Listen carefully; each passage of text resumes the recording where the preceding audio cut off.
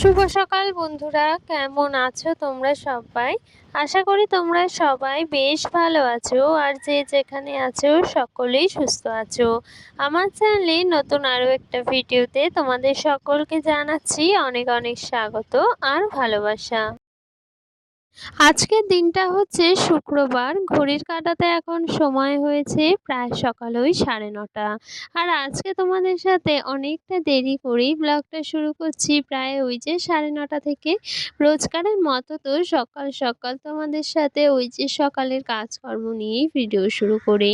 তবে আজকে ওই যে সকল বাসি কাজকর্ম কিন্তু আমি সকাল সকাল সেরে নিয়েছি, আর তারপর কিন্তু স্নানটাও সেরে নিয়েছি। আর এইদিকে দেখো আজকে অনেক ফুল পেয়েছি, কিন্তু ভীষণ ভালো লাগছিল জানো তো। এই যে লাল ফুল পেয়েছি, সাথে দেখো কত বড় একটা জবা ফুল পেয়েছি, কি সে সুন্দর লাগছিল সেটা আর কি বলবো।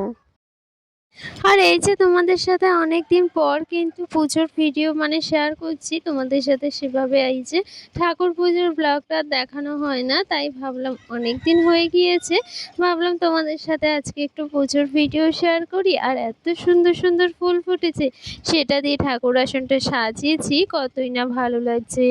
তো যাই হোক, দেখো এইদিকে তো আমি ঠাকুর পুজোটা দিয়ে নিয়েছি স্নান সেরে, এখন তো রান্না বান্না রয়েছে, আরও কত কাজই যে রয়েছে সেটা আর কি বলবো।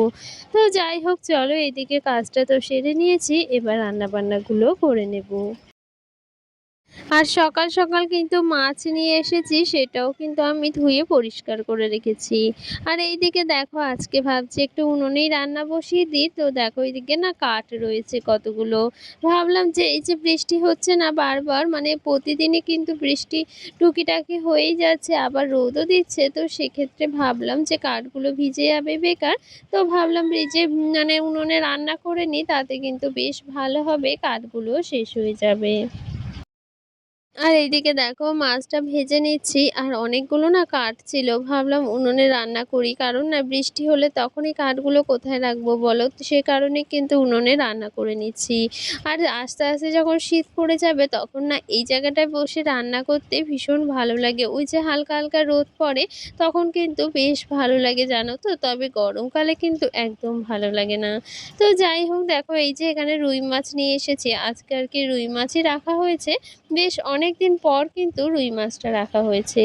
তো এইদিকে দেখো মাছটা ভেজে নিচ্ছি, আর মাছটা আজকে কিন্তু ভেন্ডি দিয়ে রান্না করব, তো সেটাও কিন্তু ভেজে তুলে নিয়েছি।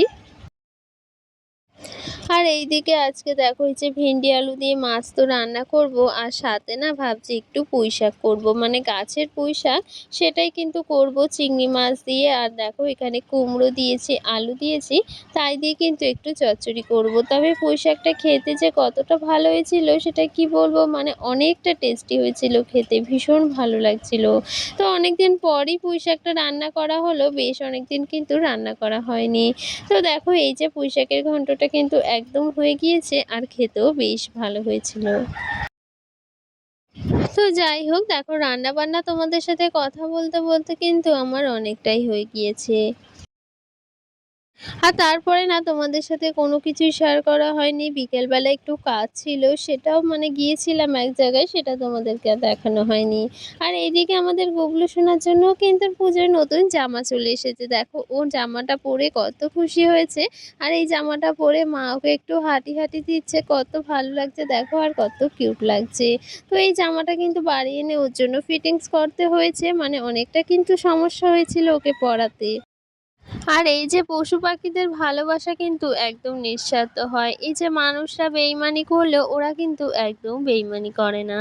তো যাই হোক, আজকের ভিডিওটা অনেকটা ছোট হয়ে গেল, কোনো কমেন্টেরই তোমাদের রিপ্লাই দিতে পারলাম না, যতটুকু পারলাম ততটুকুই শেয়ার করলাম। চলো আজকের মতো এখানেই টাটা, সকলে ভালো থেকো।